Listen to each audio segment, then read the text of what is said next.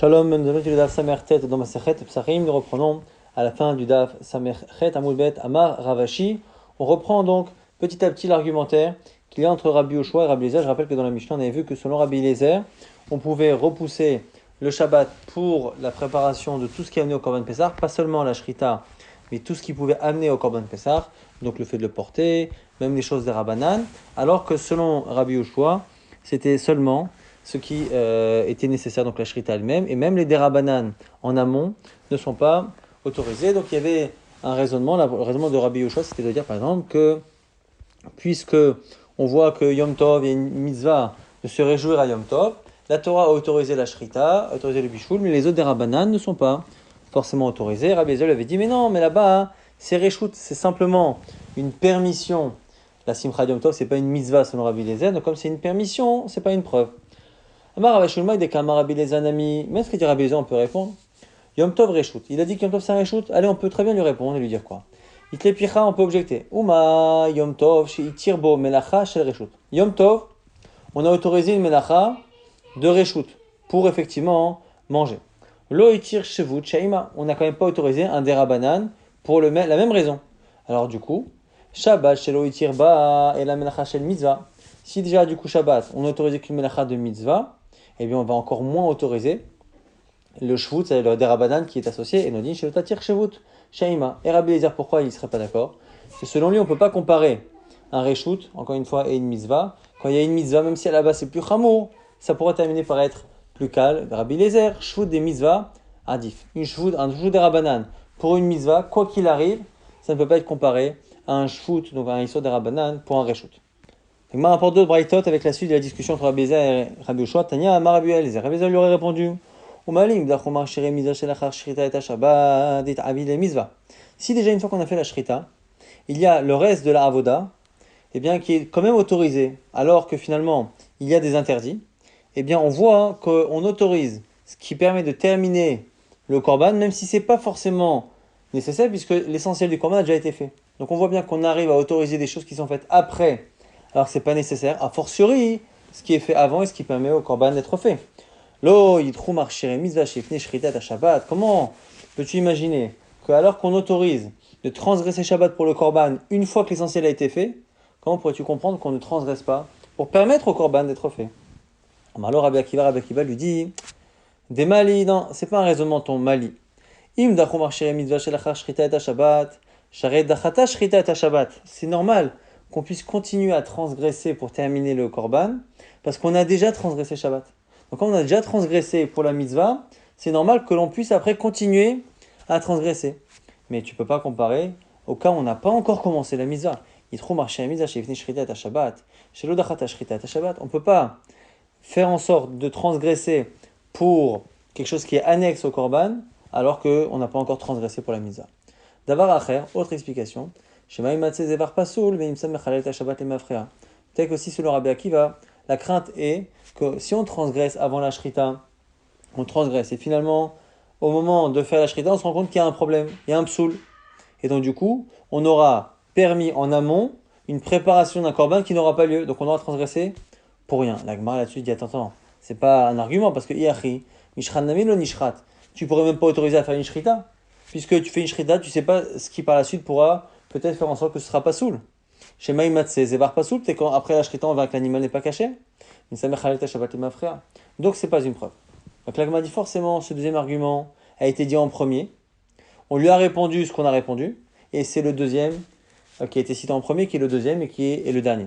Et là, Marle Berecha, forcément que ce deuxième argument a été dit en premier, ou par et on lui a objecté ce qu'on a dit à l'instant. Et c'est à ce moment-là qu'on lui a dit, mais non, tu peux pas comparer avant et après. On avait dit encore une fois dans la Mishnah que Eshiv Rabbi Akiva ve'ama azaa tochiach. Quand justement, Rabbi Eliezer avait dit que puisque ça n'est que des rabbanan, ce qu'on a apporté Ava'a et Chatichat Yabelet, c'était que des rabbanan, forcément qu'un des rabbanan est autorisé, puisqu'on a autorisé même la shrita. Réponse de Rabbi Akiva, azaa tochiach. La azaa, le fait de projeter les eaux de Mechatat pour purifier quelqu'un, c'est un issur que des rabbanan. Et malgré cela, on n'a pas le droit de le faire pour permettre à quelqu'un d'impur de faire le korban Pessah. Là-dessus, dans la Mishnah, Rabbi Eliezer lui avait dit, mais attends, mais toi la Haza'a, tu dis que c'est assour. Moi je pense que la Haza'a, c'est mouta. Donc justement, je pense que de la même manière qu'on peut faire tous les interdits des Rabbanan pour le Korban de Pessah, on peut également purifier en faisant la Haza'a un tmémet pour justement qu'il puisse faire le Korban de Pessah. Alors du coup, Rabbi Akiva lui dit, attends, je vais te faire le raisonnement inverse. Si on part du principe comme moi, que la Haza'a c'est interdit, et qu'on le fait un Kalvachomer, puisque la Haza'a qui est des Rabbanan c'est interdit, eh bien, le Deoraita, la Shrita, devrait être interdit, donc on ne devrait pas faire la Shrita de Pessah quand ça tombe à Shabbat. Ça, c'est encore une fois le raisonnement du Kalvachomer de Rabbi Eliezer, utilisé par Rabbi Akiva, avec son hypothèse à lui que la Haza'a est interdite. Lui répond à ce moment-là Rabbi Eliezer, mais qu'est-ce que tu racontes? À Karta, tu es en train d'enlever un principe essentiel de la Torah qui a dit que le Korban Pessah, Bemorado, doit être fait en son temps, quoi qu'il arrive, même un Shabbat. En tout cas, parce que Rabbi Akiva fait un raisonnement dans lequel il a pris le raisonnement finalement de Rabbi Eliezer sur le Kalvachomer entre un Derabanan et un Deoraita. Si on autorise un Deoraita, a fortiori un Derabanan, Rabbi Akiva lui a fait à l'envers. Et du coup, si Haza c'est assour, puisqu'on interdit un Derabanan, a fortiori qu'on interdit un Deoraita, qu'on ne ferait pas la Shrita du Korban Pessah un Shabbat. Et du coup, c'est un raisonnement par l'absurde, puisqu'il a pris le raisonnement de Rabbi Eliezer, il l'a appliqué après la Haza, ce qui a donné un résultat absurde. Et Rabbi Eliezer a cru que c'était une forme de moquerie. Donc c'était son Rav, Tania, Malo Rabbi Eliezer, Akiva, Shrita, et Shaftani, tu m'as répondu par rapport à la Shrita, Rachid nous explique qu'il a senti, ou il a cru que c'était une forme de moquerie, Shrita, Tehemitato, que sa mort, et en réalité il parle de lui, que ta mort soit justement Beshrita, et effectivement c'est une allusion au fait qu'à la fin, Rabbi Akiva sera torturé par les Romains. Amarlo lui répond, Rabbi, mon maître, Atarfireni Bishatadin, ne nie pas ce que tu as dit au moment du jugement, c'est-à-dire, rappelle-toi ce que tu as dit. Car mekublani mimcha, c'est j'ai reçu de toi cet enseignement, Aza'a shvut hi, la Haza, le fait de jeter les eaux pour purifier quelqu'un, c'est interdit des Rabbanan, ve'eina docha et ta Shabbat, et ça ne repousse pas le Shabbat. Donc comment dans le raisonnement tu as pu dire que toi tu autorises un Derabanan pour faire le Korban Pessah, la Hava'a et Khatichat Yabelet, et quand je t'ai objecté la Haza'a, tu m'as dit non mais la Haza'a aussi je l'autorise. C'est faux, tu m'as dit l'inverse. La Gemara dit je comprends pas. Si finalement, eh bien Rabbi Eliezer lui a appris ça. Maïta Ama Ka'adarbe, comment se fait-il qu'ici il dise l'inverse? Est-ce que Rabbi Eliezer a changé d'avis? La Gemara propose pour l'instant de dire qu'il y aurait peut-être deux types de Haza'a. Une Haza'a où il aurait dit que c'est Moutar, une Haza'a qui aurait dit que c'est Assour, et en fait il y a un malentendu entre les deux. Chacun pense que l'autre parle d'autre chose. Mais finalement la Gemara dira que Rabbi Eliezer a oublié son enseignement et que Rabbi Akiva le lui rappelle. Amaoula Rabbi Eliezer qui a gmeré, Haza'a de Trouma gmeré. La Haza'a dont il a parlé, Rabbi Eliezer pour dire que c'était Assour, c'est la Haza'a de Trouma. Un Kohen qui veut manger de la Trouma, et pour être purifié le 7e jour, ça tombe un Shabbat. Il ne peut pas se purifier le Shabbat avec la Haza'a, parce que c'est des Rabbanan, et ça n'est entre guillemets que pour manger de la Trouma, donc pas quelque chose qui est vraiment Chova, une obligation. Les Trouma Goufa, l'Odarien Shabbat, comme toutes les misotes de Trouma ne repoussent pas Shabbat, eh bien la Haza'a pour être pur et manger de la Trouma pour un Kohen ne repousse pas Shabbat. Rabbi Akiva Nami, qui Odve, Haza'a des Trouma, Odve. Et Rabbi Akiva, sa kavana, elle était sur cette Haza'a de Trouma, que la Haza'a justement elle ne repousse pas le Shabbat. Chez mitzvah, c'est une mitzvah d'une certaine manière de manger de la trouma, et c'est un shvut et c'est un sour. Mais où ça va? Simplement, eh bien, Rabbi Eliezer pensait, Haza'a de Pessah kamotivle. Lui pensait que c'était par rapport à la Haza'a de Pessah. Et pour l'instant, on comprend que selon Rabbi Eliezer, la Haza'a de Pessah, eh bien, c'est vraiment moutard. Comme la Haza'a pour permettre à un tmémet de manger le Korban de Pessah, c'est une manière de préparer le Korban de Pessah. Comme tout ce qui est en préparation du Korban de Pessah, c'est moutard, c'est moutard. Là, comment objecte Mativ, Rabba. Et Shiv Rabbi Akiva ve'amar. On a dans une braïta une autre version de ce qu'a dit Rabbi Akiva. Ve'amar azat memet tochiar, que l'objection de Rabbi Akiva était par rapport à la haza'a du tmemet. Donc pas du tout la haza'a de la trouma. Azat memet tochiar, shechal shveishelo liot beshabbat beref Pesach, si le 7e jour de sa touma tombe un Shabbat veille de Pesach, chez Mizos c'est une mitzvah de faire comme un Pesach bemoado, mais Mishou Shfut c'est quand ils sont des Rabbanan, veina dochat Shabbat, ça repousse pas le Shabbat. Donc on voit bien que ce qu'a proposé ici en Oula est faux, c'est-à-dire que la discussion entre Rabbi Akiva et Rabbi Eliezer porte bien sur la même Haza'a de quelqu'un qui est tamé la veille de Pessah, qui est Shabbat, et il veut faire le Korban.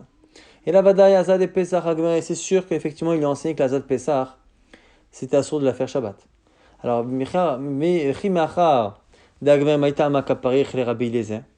alors, s'il lui a pris sa propre, Rabbi Eliezer dit autre chose maintenant. Rabbi Eliezer Gamre, il a oublié, à la fin de sa vie, il a oublié un peu de son enseignement. Et Rabbi Akiva vient lui rappeler ce qu'il a dit. Et on va dire, pourquoi il ne le dit pas clairement? Pourquoi dans le langage de la Mishnah, c'est un petit peu différemment qu'on comprend les choses? Mais Nima Lebeadia, pourquoi il ne l'a pas dit clairement? Ça va l'avoir ara. Il s'est dit, c'est pas joli, ça ne se fait pas de montrer clairement devant tout le monde à mon maître qu'il a oublié. Maintenant, on reprend, et maintenant qu'on est d'accord que selon tout le monde que la Haza'a c'est Assour. Haza'a maïta ama l'eau d'Arkia Shabbat. Pourquoi la Haza'a? Le fait de projeter donc de l'eau sur un tamé, c'est pas d'Oché Shabbat. Mais tirtul be'alma. Au final, si on pense comme au départ que c'est simplement un titul, c'est le fait de déplacer cette eau et que cette eau-là elle est mouktsé. Bon, c'est qu'un issour mouktsé, c'est pas un vrai problème. Titré Shabbat Mishum Pesach, on n'a qu'à repousser le issour d'Arabanan de mouktsé pour Pesach. Amaraba, Rabba dit non. Il y a aussi un autre problème plus grave. Comme souvent les mitzvot qui sont liés à un objet, on a peur qu'on n'en ait pas sur place et qu'on le transporte dans le domaine public pendant Arba Amot de l'eau pour faire justement la Haza'a. La Gemara dit, mais attends, au final, nous on a dit que selon tout le monde c'est Assour la Haza'a pendant Shabbat. Si Assour selon tout le monde, c'est même Assour selon Rabbi Eliezer. Mais selon Rabbi Eliezer, à partir du moment où une mitzvah repousse le Shabbat, tout ce qui permet en amont d'y arriver le repousse. Donc, si le Korban Pessah repousse le Shabbat, le fait de transporter également, le fait de se purifier également, et donc le fait d'apporter de l'eau de Mechatat pour se purifier également. Donc ça ne devrait pas déranger Rabbi Eliezer si à un moment donné, quand on n'a pas d'eau de Mechatat, on le transporte parce que ça devrait être mouta. Donc la Gemara dit, Rabbi Eliezer n'a avéré. Selon Rabbi Eliezer, on devrait l'apporter, c'est pas un problème. D'abord Rabbi Eliezer, rappelez-vous, a dit, marchez mitzvah dochem et Shabbat. Tout ce qui permet à la mitzvah d'être faite, repousse le Shabbat. Quand la mitzvah elle-même repousse le Shabbat, tout ce qui permet de l'accomplir le fait également. Amré, la Gemara dit, non, anémile, echad gavra goufé chazi. La Gemara propose de faire un chilouk et de dire ça dépend si la personne elle-même est apte à faire la mitzvah. Quand elle est apte, verame chiyuva ale, et qu'il a le chiyuv sur lui, là à ce moment-là effectivement, eh bien on peut tout repousser. Avalacha de gavra goufé lo chazé. Et là le problème c'est que la personne, elle est impure. Quand elle est impure, elle n'est pas concernée encore par le Korban Pessah. Donc elle n'a pas la mitzvah de Korban Pessah. Si elle a mis quelqu'un impur et qui veut faire le Korban Pessah et qu'il n'a pas le couteau, qu'il n'a pas l'animal, il peut les transporter parce qu'il a la mitzvah sur lui et il lui manque des objets. Mais s'il est impur, ce qu'il est en train de faire, c'est de se rendre pur pour être chayav. Mais tant qu'il est impur, d'une certaine manière, l'obligation n'est pas sur lui. Le ramechiou va aller. Et donc c'est pour ça que même selon Rabbi Eliezer, on ne peut pas transgresser même un dérabanan, ou en tout cas un dérabanan qui pourrait m'entraîner à porter dans le domaine public, parce que je ne peux pas finalement transgresser, puisque je ne suis pas encore chayav tant que je suis impur. Là, Gemara dit, attends, si c'est cela, il va y avoir un problème. Amar Rabbi Eliezer, selon Rabbi Eliezer, Katan Bari, on parle ici de la préparation d'eau chaude qu'on faisait pour un enfant qui devait faire la mila, et pendant Shabbat, si on n'a pas d'eau chaude. Katan Bari, un Katan qui est en bonne santé, mais Chamin lo Chamin. Selon lui, on pourrait lui préparer de l'eau chaude pour le laver avant la mila. Pourquoi? Parce que comme il est en bonne santé, il peut faire la mila, et donc on peut lui préparer de l'eau chaude. L'avroto ou le moulo Shabbat pour le mettre en pleine forme et lui faire la mila Shabbat. L'achazélé parce que comme il est en bonne santé, il est apte. Katan cholé, un enfant qui est un peu malade ou qui a froid, comme sur le moment, tant que je ne l'ai pas réchauffé, il n'est pas apte à la misa, je ne peux pas non plus lui réchauffer d'eau. Donc on ferait une différence entre deux types d'enfants. Rava lui dit, mais non, t'as rien compris. Amar Rava ve'i barihu. La maneh chamin lavroto. Dis-moi, s'il est en bonne santé ton enfant, pourquoi tu as besoin de le renforcer avec de l'eau chaude? Et la Amar Rava, ça ne dépend pas de la santé de l'enfant. Akol cholin sel mila. Par rapport à la mila, tout le monde est malade avec l'obligation de laver le bébé à l'eau chaude avant et après.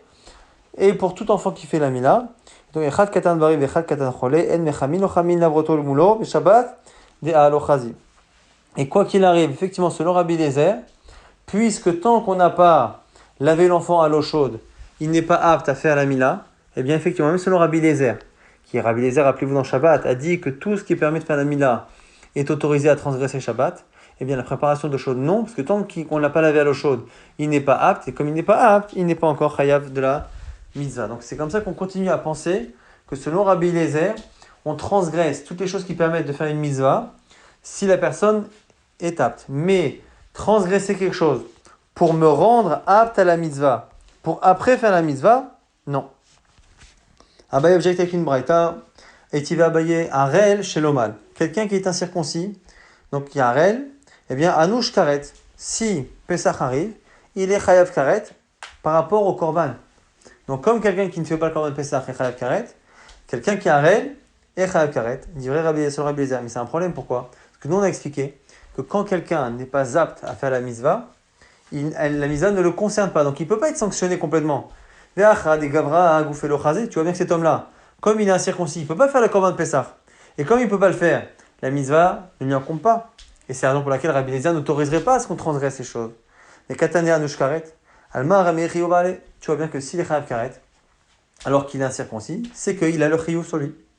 Amar Rabba dit non. Kassavar Rabbi Eliezer, En Shochatin, Vezorkin, Atmesheretz. Rabba va expliquer de manière assez fine la shita de Rabbi Eliezer.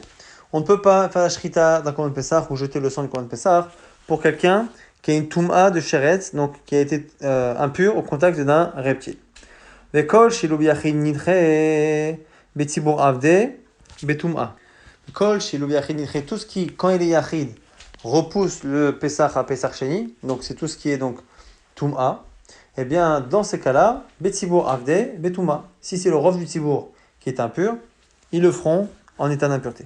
Vechol milta, des ita betibour, toute chose qui finalement est une mitzvah du tibour.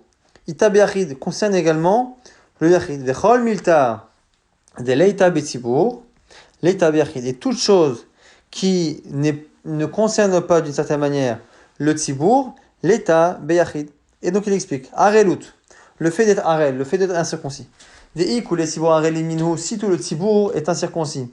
On leur dit pas qu'ils peuvent faire Pesach ainsi. À Moyen-Orient, on leur dit Kumu mehulu nafshayhu ve'avide pisra. Levez-vous et faites la mila et faites le korban de Pesach.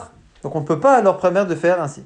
Et bien du coup, Yachid Nami, Amrinale kum mehol ve'avide pisra. Du coup, même le Yachid, on lui dit écoute, tu es entièrement concerné, tu dois faire le korban de Pesach. Et donc tu dois faire la mila pour faire le Pesach. Et donc, s'il ne le fait pas, il est chayav karet. Velo mahil ve'avide anush karet. S'il ne le fait pas, il est karet. Tum'a. L'impureté, c'est différent. Pourquoi? Si tout le tzibour est tamé, eh bien, on ne leur impose pas de se purifier. On leur dit, faites le korban ainsi. Ce qui veut dire que d'une certaine manière, eh bien, c'est pas une obligation totale, puisqu'on met le yachid et le tzibour un peu sur le même plan. Eh bien, c'est pas une obligation totale de se rendre pur. Et là, on leur dit de faire betouma. Donc, on ne peut pas obliger quelqu'un à se rendre pur. Yachid nami, pato. Le yachid, pareil. Quand il est impur, on ne peut pas lui dire, écoute, tu sais quoi, comme tu es impur, tu n'as qu'à te purifier et faire le korban Pessah, sinon tu as un nouche karet. Donc il n'est pas un nouche karet, effectivement. Et du coup, en conséquence, il ne peut pas non plus se permettre de transgresser un Issur Torah en amenant les autres de Khatat pour se purifier, pour le faire, parce qu'il n'a pas le chiyuv finalement au même titre que celui qui est arrêt. Ravuna vered Rabbi Yoshua, Ravuna lui dit à Rava, Vare Pesach Sheni, Delite Betsibour, Veite Beyachid, dit mais pourtant, Pesach Sheni, tu vois bien, c'est une mitzvah qui ne concerne pas le Tzibour ne peut pas être repoussé à Pesach Sheni, et qui existe pour le Yachid. Donc normalement, tu devrais dire qu'il n'y a pas foncièrement d'obligation de Pesach Sheni pour un Yachid. Amalé dans Shanatam, Deha Aval et Tziboura Barishon, il dit non mais là-bas c'est spécial, Pesach Sheni, il existe pour le Tzibour, simplement, c'était le Pesach Rishon, quoi. Donc c'est le même Pesach finalement que le premier. On continue d'objecter, mais Tive, Yachol, Yanush Karet, et la Mishaya Tahor, et Sheloya Beder Choka. On a une braïta qui nous dit quoi? Comme la Torah a dit que celui qui est loin ou qui est tamé, il sera retranché dans l'Israël s'il ne fait pas le Korban Pesach, eh bien, on aurait pu penser que c'est que ces cas-là. Shaya Tahor, Sheloya Beder Choka, celui qui est impur, enfin celui qui est pur plutôt, ou celui qui n'est pas en chemin. Donc comme la Torah autorise la Pesach Sheni à celui qui est en chemin ou qui est impur, on aurait pu penser que celui qui est chayav karet, c'est que celui qui est dans la situation opposée, c'est-à-dire qu'il est pur et il est sur place. Arel, tmesheretz, ou sh'ar kol atmeim minayin, d'où je sais que quelqu'un qui est incirconcis, quelqu'un qui est tmesheretz, ou les autres tmeim comme le sheretz, pas tmemet, minayin, d'où je sais qu'ils sont quand même karet, Tamulomar ve ha'ish shashahu ta'or. Et l'homme qui sera pur. En disant et l'homme, ça rajoute même ceux qui ne sont pas vraiment purs, mais qui seront chayav karet. La Gemara dit mi de kamada atme sheret. Si on a eu besoin de rajouter dans la Torah le cas du tme sheret. C'est quoi? C'est que kassavar en shochatin vezorkin atme sheret. C'est qu'on n'a pas le droit de faire le korban pesach. Effectivement, pour quelqu'un qui est tme sheret. Des ish shochatin vezorkin atme sheret. La malé la adoré ale. Haïnoutaor. Parce que si on fait la shrita du korban pesach pour lui, c'est-à-dire qu'on le compte et on peut lui faire la shrita du korban pesach, eh bien, c'est évident. Finalement, il fait partie de ce que la Torah a appelé tahor, c'est-à-dire quelqu'un qui peut faire le korban pesach. Donc forcément, qu'on ne peut pas faire le korban pesach, et que comme ils ne peuvent pas faire le korban pesach, on aurait pu penser qu'ils sont pas chayav karet, kamash malad, que même si ils ne peuvent pas faire le korban pesach parce qu'ils sont harel ou tmesheret, eh bien, ils seront quand même chayav karet. Donc la Gemara objecte en disant quoi? Alma, tu vois bien du coup que Afalgav de l'Ochazé, même si finalement il ne peut pas faire le korban lui-même, Chiyuva ale, il a un chiyuv. Afalgav d'élite besibour, et c'est pourtant quelque chose qui n'existe pas pour un tzibour, et itebe yachid, et il a pour un yachid. Pour la Touma Tcheret, si le tzibour est entièrement impur, ils n'ont pas l'obligation de se rendre pur. Or, tu vois que le yachid, oui. Donc a priori, ça casse tout le raisonnement qu'on a dit pour expliquer finalement cette chita. Et là, Maraba, Kassava Rabbi Eliezer Shochatim, Zorkim al Tme Sheretz, Mewadin Litmemet, Bishvei Shelo. Selon Rava, finalement, il faudrait dire que selon Rabbi Eliezer, on peut faire un korban Pessah pour un Tme Sheretz. Et c'est la raison pour laquelle, du coup, s'il ne le fait pas, il est chayav karet. Et même pour un Tmemet, mais qui est au 7e jour. Donc un jour où il aurait pu théoriquement se purifier, mais qu'il n'a pas pu à cause de Shabbat. Et donc, pourquoi? Parce que Haza'a l'emaï, la Haza'a au final. Pourquoi c'est interdit du coup? Parce que la Haza'a c'est pour faire quoi? C'est pour le rendre pur et qu'il mange. La Achila. Eh bien au final, c'est pas grave. Achila Psachim, lo me'akva. C'est pas la fin du monde s'il ne mange pas. Quelqu'un qui a été compté dans le Korban Pessah et qui finalement ne mange pas, il a fait la misa de Korban Pessah. Donc ce que nous propose ici, finalement, Rava, c'est que selon Rabbi Eliezer, la raison pour laquelle on ne peut pas transgresser la Haza'a, c'est parce que c'est pas forcément nécessaire. Il a dépassé le 7e jour, on peut le compter dans le Korban Pessah. On le compte et il ne mange pas. Et c'est réglé. Amalé Ravada bar Ava les Rava. On objecte à Rava, Imken, Imsa Pesach Nishrat, Shelo le Ochla, mais au final, si il ne peut pas le manger parce qu'il est impur, est-ce que ça ne s'appelle pas un Korban Pessah dans lequel on a eu la Kavana que le mangeront des gens qui ne peuvent pas le manger? Réponse de Rava, Amalé, non, tu as mal compris. Shelo le Ochla, quand on parle là-bas des gens qui ne peuvent pas le manger, c'est des gens qui physiquement ne peuvent pas. Les cholés, un malade, zaken, personne âgée, de l'ochazé qui ne peuvent pas. Lui, il peut physiquement, simplement, il lui manque, entre guillemets, une réparation, c'est-à-dire qu'il faut qu'il fasse quelque chose pour le faire halachiquement. C'est tout.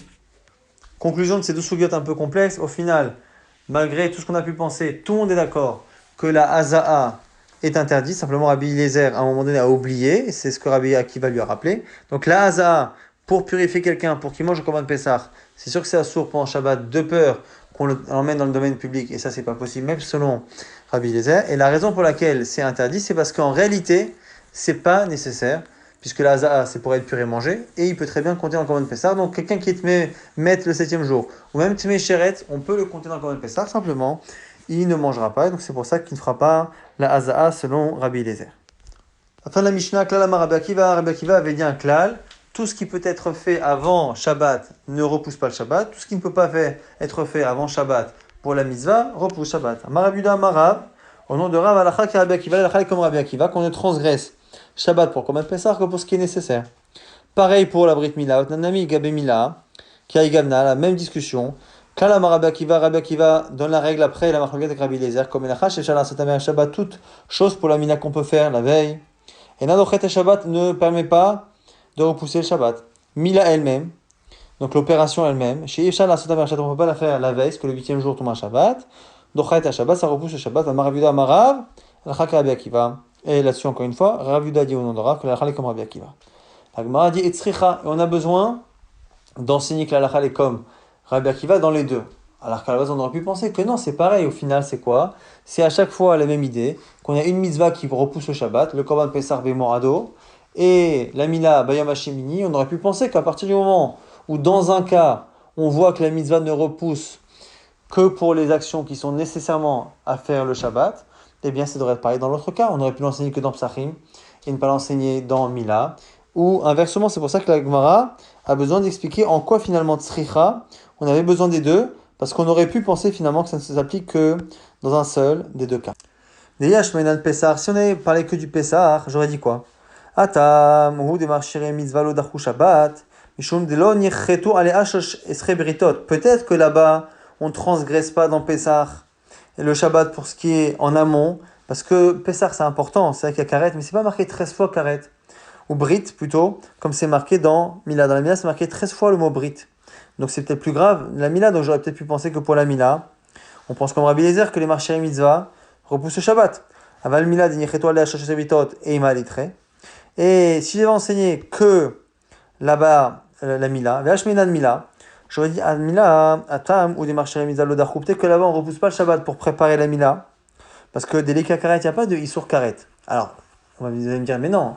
Il y a Isur Karet pour celui qui est Harel, sauf que déjà c'est pas Karet pour un jour, on est Karet si la personne ne le fait pas sur une vie entière, et en plus le Karet il est pour un adulte qui ne s'occupe pas de sa Mila, mais pour un père qui lui-même fait en sorte que l'enfant fasse la Mila, il n'y a pas de Karet pour le père, donc auquel cas il n'y a pas de Karet.